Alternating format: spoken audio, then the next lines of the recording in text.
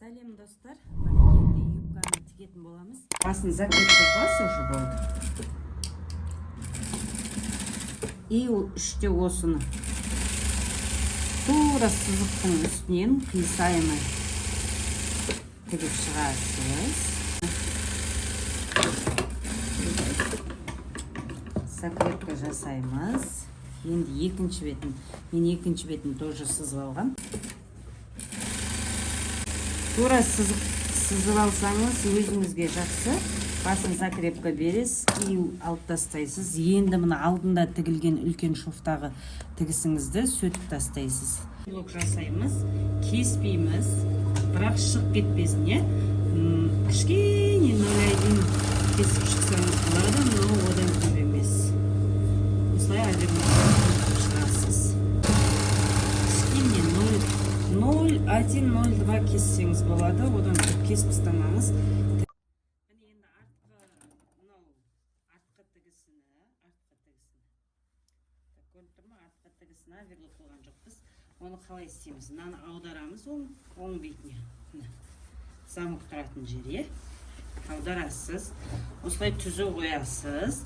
Аударған бетіңізден оң қолыңыз бар ғой, оң қол.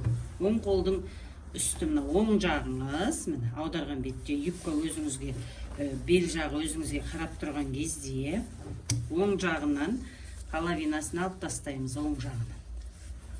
Оң жағынан половинасын алып тастаймыз, міне. Осылай аударып аламыз. Тура осының тең жартысын алып тастаймыз.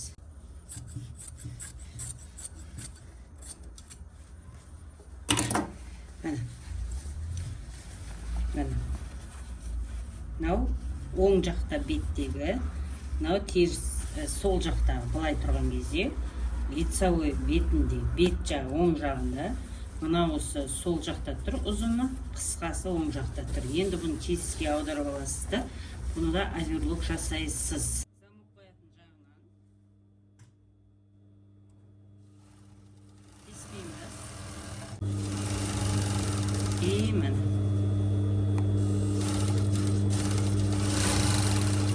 осылай алып тастайсыз. И до конца енді тура екінші бетінде жалпақ бетін тоже оверлок жасайсыз. Алып тастадыңыз. И мынаған тоже полностью оверлок істеп аласыз. И асты стелінбейді.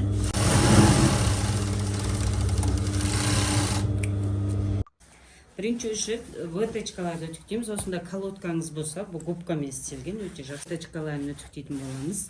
Ол үшін мынанда ұзын қалдырдық қой. Жібін ұзын қалдырғандарыңызда осылай түйесте үтікті қыздырып қоясыз. Үтік қызғанша алып тастайсыз. Выточканы жоғарыға, астына осылай колодканың астына қоясыз. И не выточканы артқа, мына замок тұратын жаққа, жанға емес, артқа қарап үтіктейсіз. Ортаға. Осылай үтіктейтін боламыз. Үтігіміз қызыды. Көріп тұрсыз, ашып тұр. Тартасыз.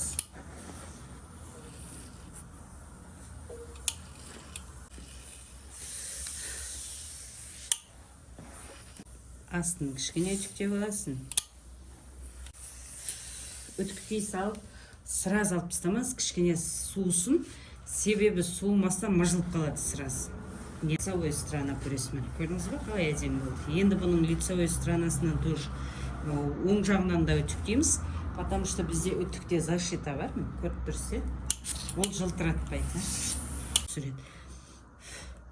Міне. Выточка мүлдем мына жері шошайып та қалған жоқ, некрасиво да болған жоқ. Өте әдемі үтіктелді. Тура осылай үтіктеңіз. Асықпаңыз, аккуратно бірде болмаса, екінші рет тағын бір үтіктеп көріңіз. Алдында выточкасын тоже солай істейсіз. Түйнеп жүресіз. Қия болған соң кішкене жетпей қалды. Ничего страшно, жетпей қалса, паника жасамаңыз, оны кішкене кесіп тастай салуға болады. Астын былай бетіп кіргізіп қоясыз да, былай. Бұны да ортаға қарады.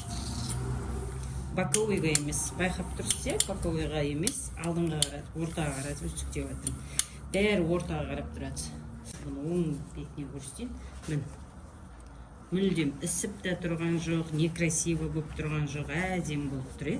Бүйтіп бөлшек-бөлшек болып, мына жерлері пузырик болып жатқан жоқ. Лицевойнан да бір үтіктеп жібереміз. Осылай бүткіл выточкасын үтіктеп шығасыз. Енді мен қазір боковой менен артқа тігісті үтіктеуді көрсетемін. Қалғандарын енді по идее тура солай істейсіз. Енді бұған боковойға бізге булавка керек болады, 2-3 штук булавка. Бірінші басына қадайсыз. Бұл машалка ғой, кіреді. Мынаны кішкене тартыңғырайсыз. И потом бұяқаны тігістің ортасын көріп тұр ғой. Булавка қадап ал. Именно басына қадап ал. Көріп тұр ғой. Енді бұнаны бұлай ашасыз. Прям бүйтіп екі жақ қарап, нығыздап. Тігісі түп-түзу гладко болу үшін. Бұнда юбканың астары бар, байқасаңыз аз мен астармен тігемін. Осылай әдемі түп-түзу қылып үтіктейсіз. Үйде үтігіңізге байқаңыз, үтігіңіз күйдіріп нетіп алмасын. Осылай үтіктеп аласыз. Жақсы етіп. Осылай көтеріп үтіктеп аласыз. Тігістің астын. И опять мынаның үстін үтіктейсіз. Кішкене кеудіресіз. Кептіресіз кішкене. Кебі керек. Ыстықтай алуға келмейді. Енді тағын дополнительный бар ғой бізде, соны етек жағынан жоғары қарап үтіктейсіз. Бұны да булавка қадайсыз. И то бұны да былай етесіз. Екі басынан булавка қадайсыз. И сосын мына жағын екі жақ қарап тартасыз.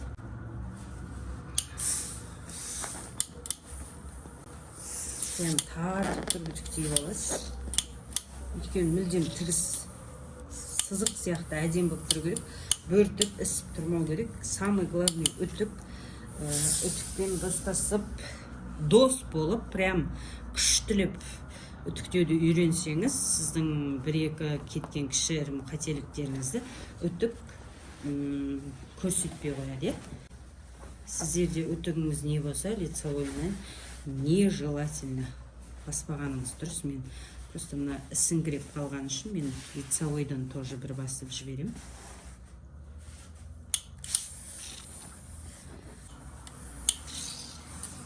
Тура өстіп үтіктеп шығасыз. Міне енді артқы тігісіне келдік. Мен осылай қия қойып алсам өзіме удобно да. Бірінші ашып үтіктейсіз. Замок тұрған жер мен. Замок тұрған жер, замоктікі. Неғаны бірінші үтіктеп аламыз. Тоже ашасыз. Асықпай әдемілеп. Осындай тігістерін үтіктеген кезде материал үтікке кіретін болса, мынандай жандарында пузырик болады. Бұл қатты кірмейді екен. Но кірді. Немножко полностью үтіктеп аласыз. Тігістерін үтіктеп болған екен, сразу жандарын бәрін үтіктеп алыңыз. Енді міне. Көрініп тұр ғой міне. Мынау тігісін ашып үтіктедік полный до конца. Вот. Енді мынаны былай жабасыз. Ұзын жағын, қысқа жағын емес, міне қысқа жағы. Келте жағын, ұзын жағын былай бүктейсіз. Бүктегенде мына бұрышын қиып тастамаңыз. Половина бүйтіп қиялатып, міне жартысын. Осылай до конца ашыңыз.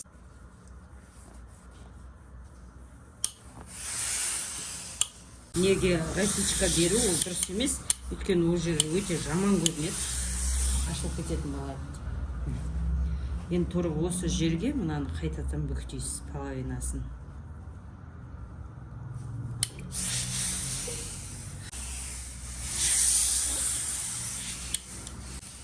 Мен тура осылай үтіктелу керек.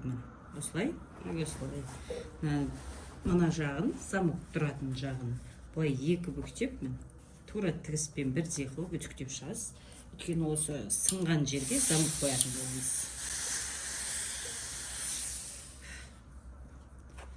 Тігіп алып үтіктесеңіз де болады, сызып алсаңыз да болады, или на глаз, точно қылып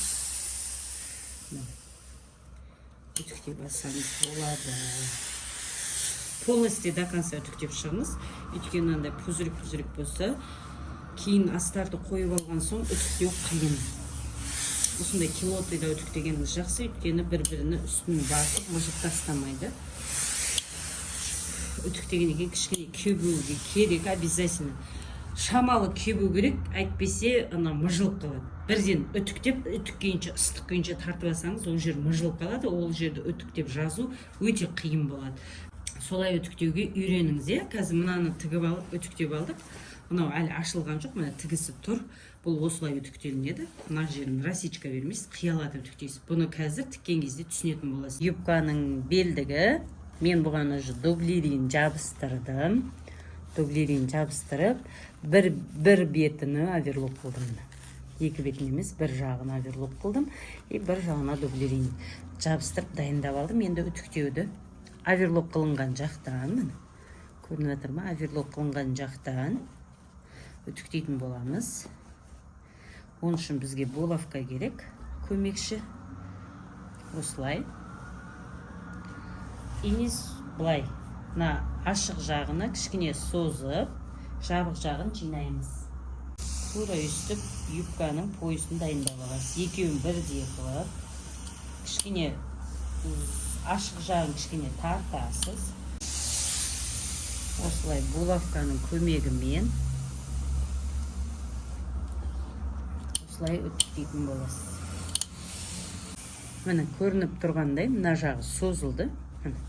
Мына жағы созылды. Мына жағы кішкене кіріңкі болып тұр. Бұл денеңізде жабысып тұру есебіне. Замок қоятын жағы әлі отрезін ашпадық. Мына подъемнигін тігіп көрсеткенім жоқ, но оны тігу қиын емес. Мына екі выточка саған жер тігесіз, оверлок класс. Полностью былай етек жағын оверлок қоясыз, жоғарысы ғана қалады оверлоксыз. Именно поясын дайындап алдық. Енді потайной замок қою үшін бізде мынадай односторонний лапка бар. Оң жағы деп айтылады, мынау сол. Сіз біреуін қолдансаңыз да болады. Мен основной оң жағын көп қолданам, сол жағын редко қолданам. Но потайной замок қоятын арнайы лапкалар да бар.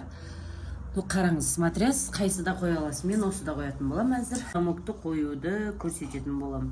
Но болады, қысқа замок табылмай, ұзын замок әкеледі. Это тоже не страшно. Қазір подъемнигін қоятын боламыз. Бірінші замок қоямыз. Міне үтіктеп сындырып алған жеріміз, осы жерге мынау соңғы жағы, міне осы жерден бірінші размерін өлшейміз. Шамалақ түсіп тұру керек. 3 сантиметрдей түсіп тұрса, примерно міне осы жерлерден тігу керекпіз. Белгілеп аламыз менімен. Замокты ашасыз. Полный міне. Лицевой бетіні оңына қоясыз. Міне жерде бізде менімен белгілеген жеріміз бар. Мынау тура мына сызыққа әкелесіз да.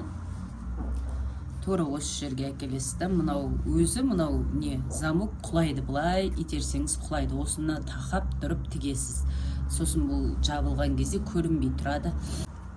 Бір құлатып алсаңыз болды. Бір құлатып аласыз да. Замокты соны бетіп, құлатып, тігіп бара бересіз. Тура жаңа үтіктеп сындырған жерімізге, жаңа тігіске келген кезде кішкене шамалы түсіп, 1 сантиметрдей түсіп, закрепка бересіз.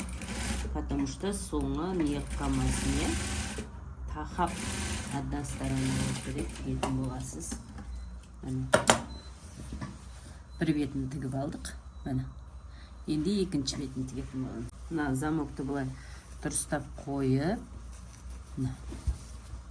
дұрыстап қойып аласыз. Мына қимылдап бетіп кетпесін, бетіп қалмасын. Тура осылай тұрған кезде осылай қойып, осы жерден бастап тігесіз.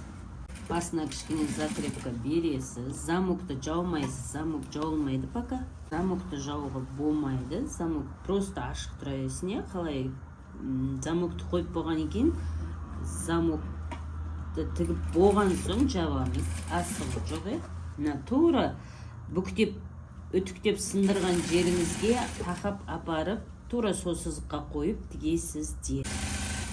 Басына закрепка бересіз, и все. Қойылды.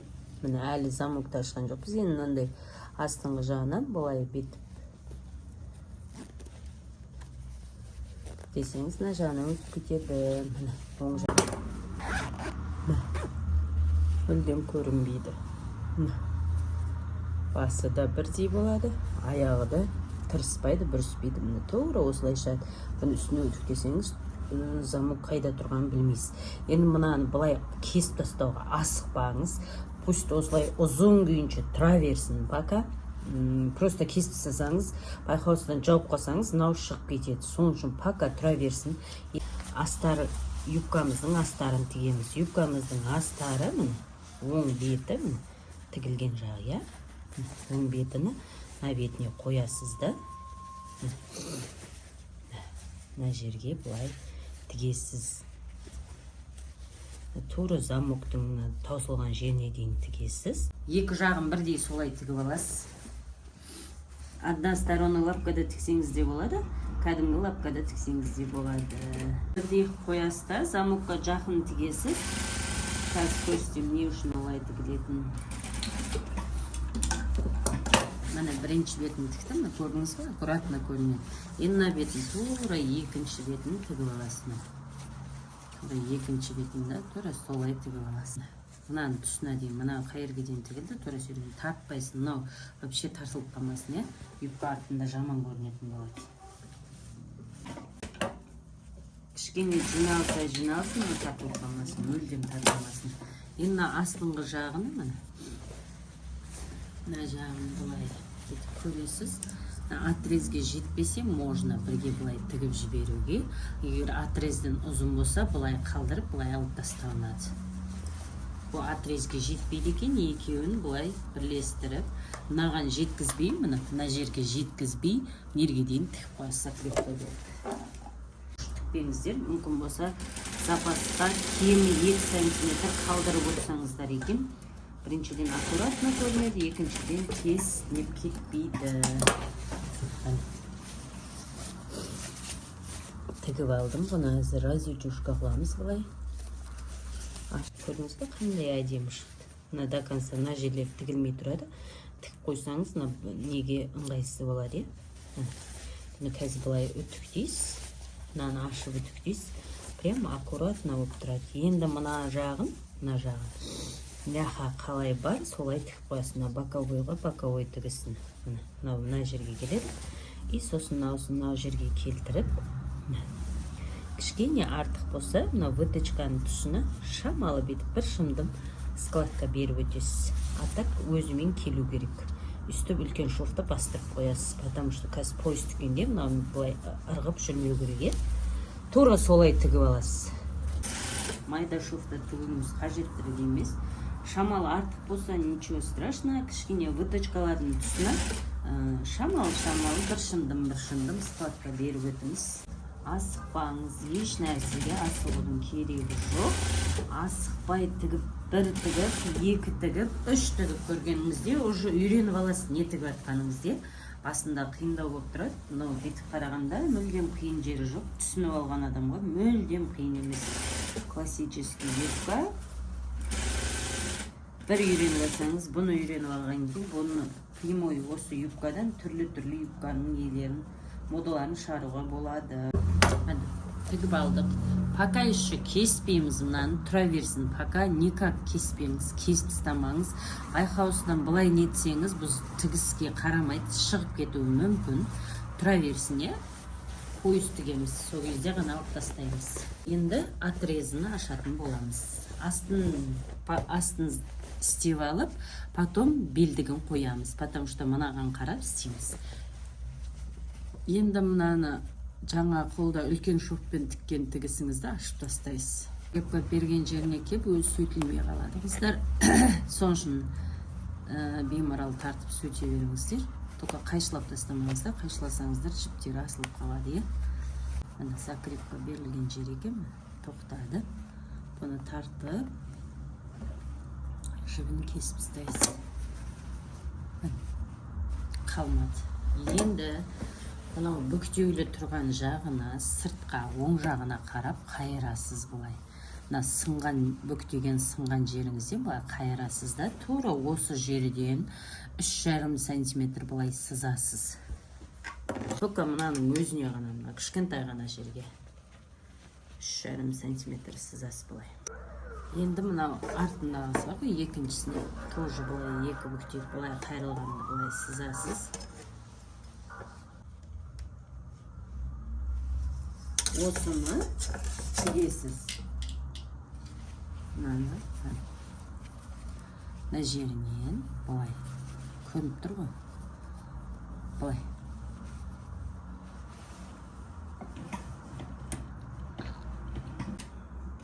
Бас аяғына закрепка беріп, екі бетінде тігіп аласыз. Жаңа сызып алғанда.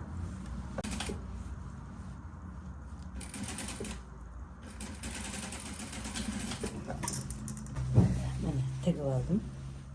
Сызып, мына оң беті, мына лицевой сторонасы, мына тескерісі. Мына тескерісін оңға қайырып, 3,5 сантиметр көтеріп сызып, тігіп алдым. Мына жерін тоже тігіп алдым. Қазір енді оң бетінен, тура осы бетінен, мына жерден до конца былай бүйтіп, полный оверлок істеп келем.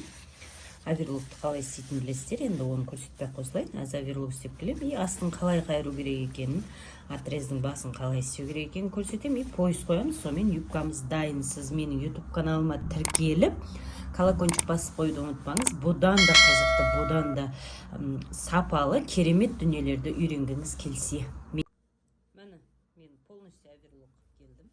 Лицевой бетінен қыласыз. Оверлокты мына бетінен істелінбейді. Лицевой сторона қылынады. Міне қайырлаған жері. Енді бұны былай ішкерге қайырасыз. Міне. Осылай. Осы жерінен қазір бір ашып қайттан нетіп шығамыз. Екінші тоже, екінші жағында былай қайырасыз. Осы жерден өлшеп шығасыз. Менімше 7 болу керек, 3,5 болған екен. Тура етіп сызып шығасыз, қазір көретін боласыздар.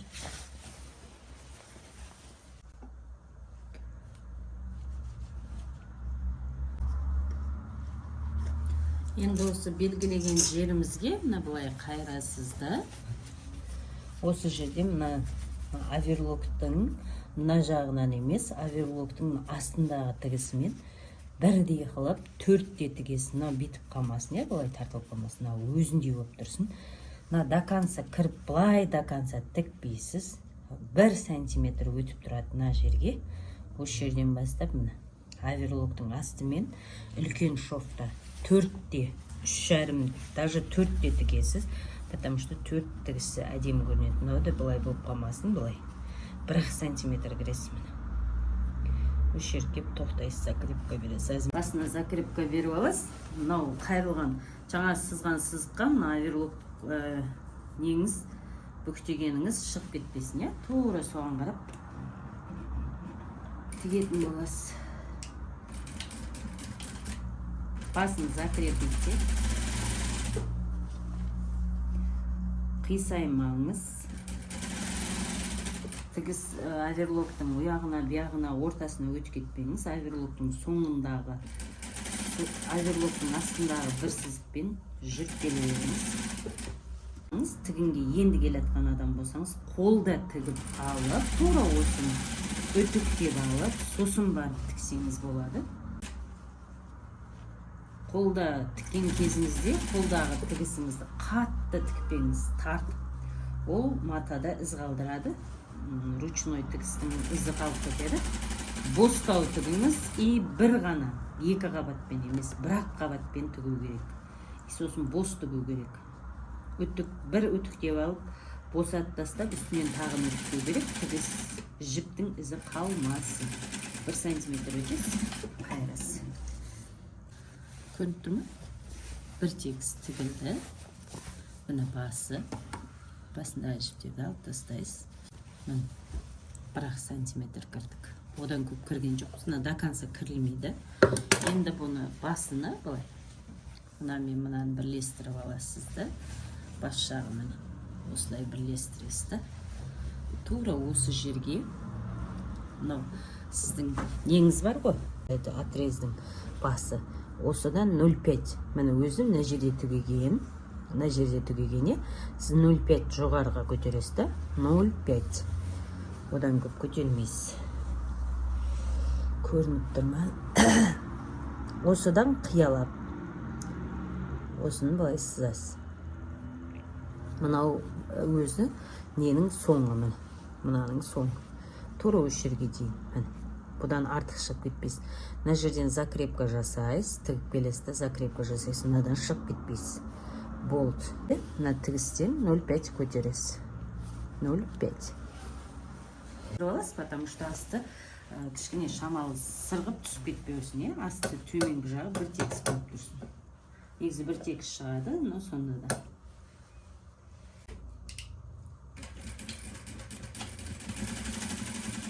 Средний 3-те тіксеңіз де болады, потому что бұл осы жіп сөтінеп кетпесін, сөтінеп кетсе ашылып кететін болады. Міне, достар, бітті.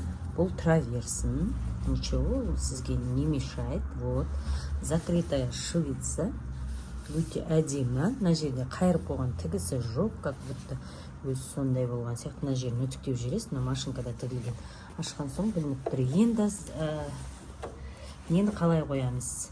Мына тұрған кезде мына беті. Мына беті мына жағы. Үстінде тұрған жағы, астында емес, үстінде тұрған жағына тура мынаның оверлоктанбаған жағын қоясың. Оверлоктанбаған жағы көріп тұрсыз, осыны 1 сантиметр шығарып қоясың. Негізі 5 сантиметр қойғанбыз. Мына 1 сантиметр шығарасыз да, мына жерге қойып, тура осыны қолда тігіп алсаңыздар болады. Қолда тіккенді ұнатпасаңыздар, үлкен шопта тігіп бір көріп алыңыздар, Осы жерден тура 1 сантиметр қып тіксеңіз де болады, 0,8 қып тіксеңіз де болады. Осыны мынаған бірлестіреміз. Бұлай кіріп кетпесін, шығып кетпесін, бірге бір қойып, мына. Қаласаңыз мына беттен, қаласаңыз мына беттен. Маған юбка жақтан тіккен ыңғайлы. Бұлай тігіп барасыз, өзі мына жақта, мына басында 4 сантиметр қалып кетеді. Мына басында 4-5 сантиметр созылған болса, 5 сантиметр бұлай қалып қояды. Енді тура осы жерде мынаны кесуге болады. Кестік, алып тастайсыз. Мынаны ашып аласыз. Жабылып қалмасын, мына ашық тұру керек. Бір бетіне ғана тігесіз.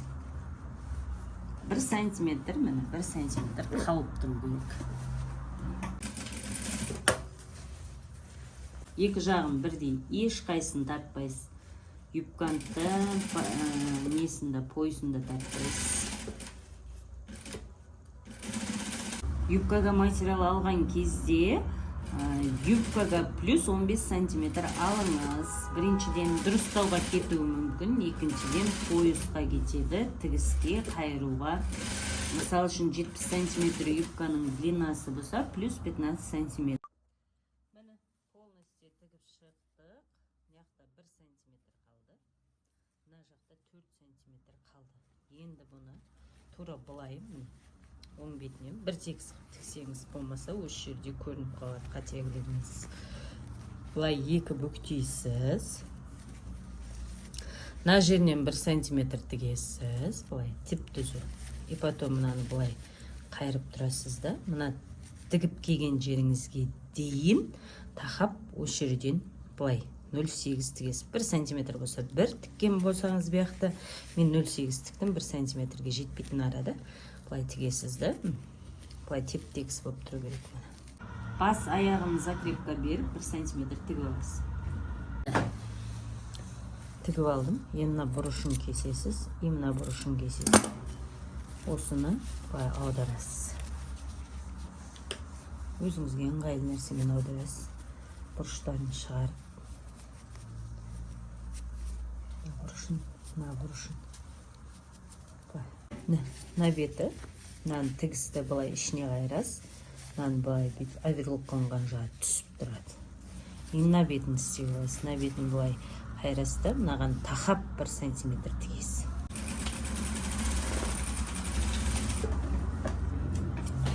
Міне, тұра. Міне, достар, осылай. Мына жағын тіктіңіз, бұрыш-бұрышын кестіңіз, былай аударасыз. Осылай болып тұрады. Енді мына тігісін ішке қайырып, бүктеп.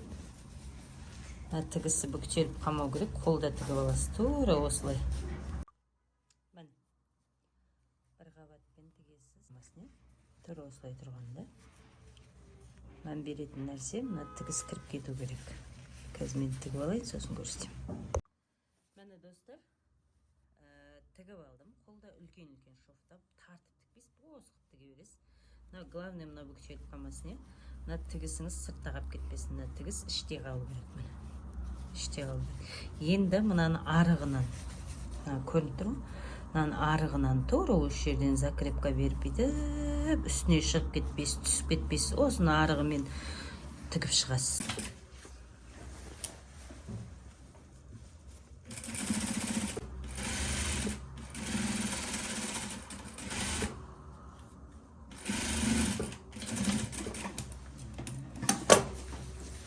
Міне, арығының ішінен жүргізіп тігіп алдық. Енді сөтіп тастайсыз. Енді мұны жақсылап үтіктейтін боламыз. Замок, петля тегіс жағына ашылады. Мына түйме, мына ішінде тұрады. Бұлай тұрмайды, бұлай некрасиві. Вот так. Мына сызығымен бірдей болып тұрады. Мына жерде пуговица болады, мына юбка болады. Грамотно үтіктесеңіз болды. Мына килоткаға қойып, бұлай тартпайсыз, бұлай тартып жібермейсіз. Бұлай, как есть, бұлай бүйтіп үтіктейсіз. Няғын тартасыз, няғы жиналып тұра берсін, денеге жабысып тұрады. Если бұяғыда теп-тегіс болатын болса, белде, адам белінде бүйтіп көтеріліп тұрады. Ал бұлай тартып үтіктегенізден кейін бұлай бүйтіп тұрады, белде. Жабысып тұратын болады, әдемі болады. Менімен бірге тіккен болсаңыздар, міндетті түрде астына жазып кетіңіздер. Қалай шықты сіздерде, қай жерде сіздерге түсініксіз болды, қай жері қиын болды, қай жері оңай болды, маған жазып кетсеңіздер, мен барлығын оқитын едім. Міне, үтіктеп алдым. Астына қараңыздар, қандай әдемі. Күн түсіп кетті осы күні. Үстіндегі тігіс қия болып тұр. Мұнда тегіс көрініп қапты почему-то. Қия, іші, астарын развитюшка қалды. Ішінен де, сыртынан да әдемі юбка болады. Көрсетейін. Өсі бір тегіс. Осылай тұрады, няны түйме қадайсыздар, петля ашып. Көрсетейін. Іші қалай шығады. Іші де вообще әдемі шығады. Негізі киім тіккен кезде самый главный ішіне мән беріңіздер. Іші чисто әдемі болып тұрса, клиент деген доволен болады, қуанып кетеді. Өзіңіз де қуанасыз. Көп адамдыкінің сырты әдемі болып тұрғанмен, іші мүлдем әдемі болмайды. Тігістері, жіптері асылып өтеді. Оғаңыз, ішінің өзі чисто әдемі болып тұр. Няғын қайырмайсыз, тікпейсіз, тігіс түсе, басылып, мына жерде із түсіп қала беретін болады. Юбканы үтіктегенде, мынандай подъемнигін көтеріп тұрып, юбканы өзін үтіктеп алыңыздар. Сосын подъемнигін сәл-сәл басасыздар. Әйтпесе, мына жерде мынау тігіс юбкаға өтіп қалады да, сызығы бар ұқсап тұрады. Болды,